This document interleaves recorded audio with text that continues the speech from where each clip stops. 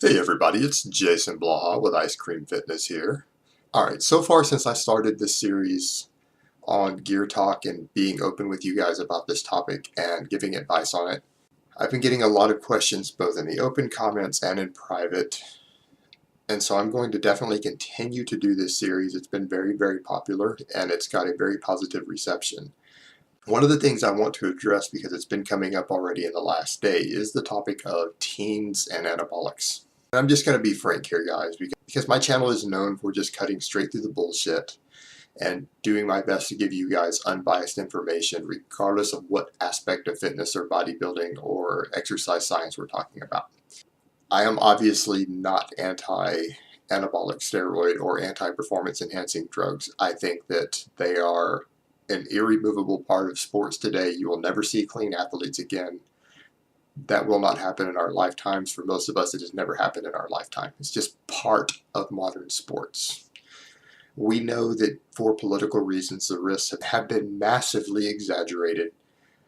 It is very obvious from people's blood work and the number of people who are 60 and 70 years old who have been on them for 30 or 40 years and are in perfect health with great physiques, that they can very much be part of a healthy lifestyle if used responsibly. Anyone who's denying that clearly hasn't looked at the data, because the data even supports this idea. They're not particularly dangerous to health, other than potentially oral steroids. However, part of the issue that this has created is that because most of us realize that we have been lied to on this, that we do disregard the risks and dangers. And I think this is particularly a problem for a lot of younger users. And when I say they can be healthy, part of a healthy lifestyle, I said with responsible use. Personally, I'm of the opinion that teens, and I consider anyone under the age of 21 to be a teen, have no business whatsoever using anabolics unless they have a very serious chance of going pro in their sport and making millions of dollars. If your goal is to go pro, because you're going to have to. Now, if you started using in high school and that was required for you to get enough performance to get your scholarship, you don't have the genetics to go pro. So you need to get that shit out of your head also. You do not have the genetics to go pro if you couldn't get your scholarship natural. And that's just the facts of life. But to go pro, yes, you're going to need drugs. That is the simple reality. But the real issue here is that for teens at that age, anyone under the age of 21, for males, and I'm specifically talking about males. Females and anabolics is a completely separate topic. But for males, your endocrine system is not done developing. Your body is not done growing. Your testicles are not done growing. At that age, if you start introducing exogenous hormones, and I don't care whether we're talking about anabolics or pro-hormones, and I am against pro-hormones. I think they're useless, toxic, worthless shit, and I have no use for them.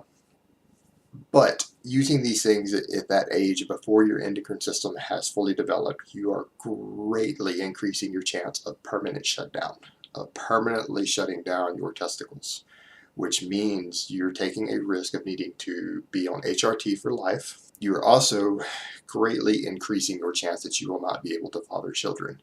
And that might sound like a minor deal to you at 17 or 18, but it is something that you may regret 5 or 10 years down the road if you basically sterilize yourself because of exogenous hormone use when you were 17 trying to get another inch of muscle on your biceps.